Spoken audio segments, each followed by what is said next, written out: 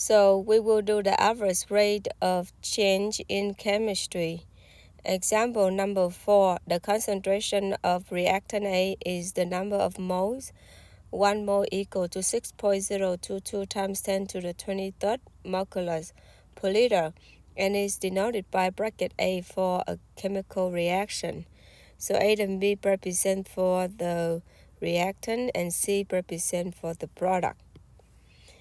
The average rate of reaction during the time interval is the average rate of change of the concentration of the product C over that interval. And the rate of reaction is at a given time is the limit of the average rate of reaction. So from what they said in here is that for the first one, the average rate of reaction is the average rate of change of the concentration C over the time, over the interval time. So this is talking about the average rate of change. And the average rate of change is like a slope of the secant line.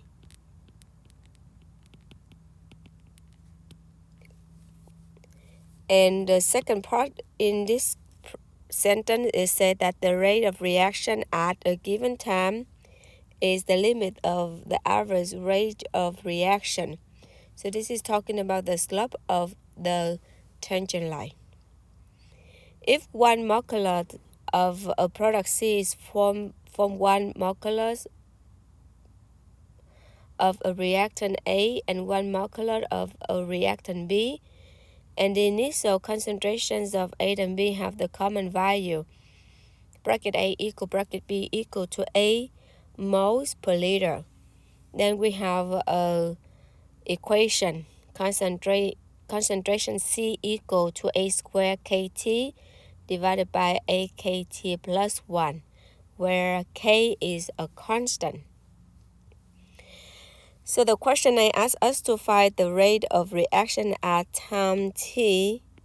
So from this formula, from the definition, and they give us the formula of the concentration C, what all we need to do is we follow the definition. We will take the first derivative of C with respect to the time t. And we will apply the quotient rule. For F is the one on the top and G is the one in the bottom. So we will get AKT plus 1, so that is G, times the F, the derivative is A squared K, minus F, we write it again, A squared KT, times the derivative of G, which is AK, and divided by AKT plus 1 square. Now we need to simplify this. So we will open the parentheses.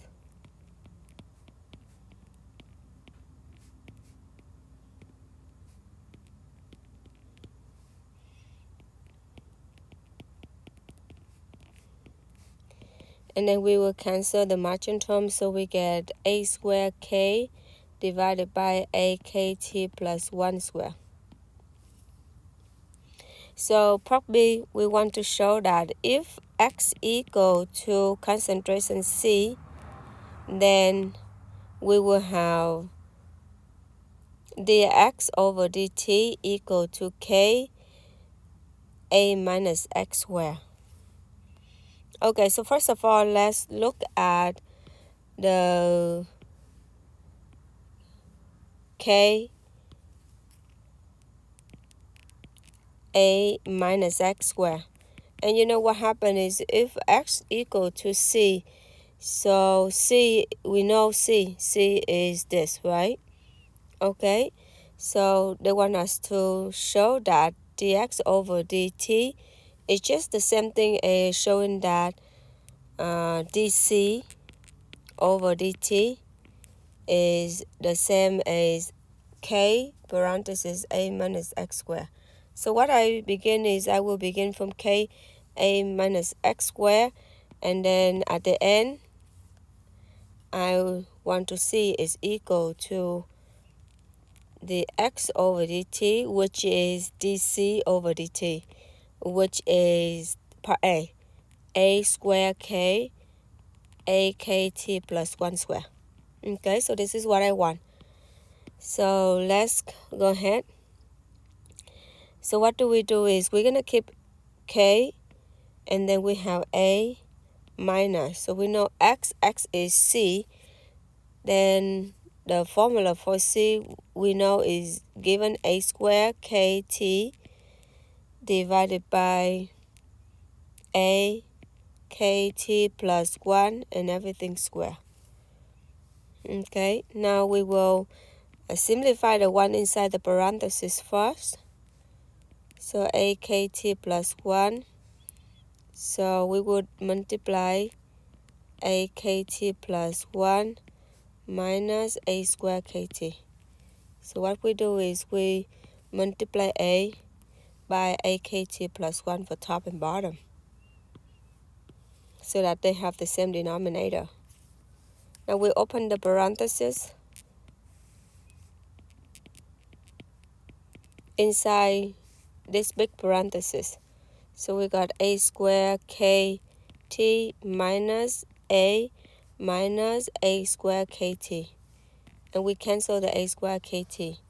So what do we have is we have a square on the top, and we have k before, and in the bottom we have a kt plus 1 square. And what do we see is that this is the same as this, right? Okay, and this is dc over dt, and c is same as x, so that is equal to dx over dt. And we just proved that in part B, they asked us to prove that dx over dt equal to k a minus x squared.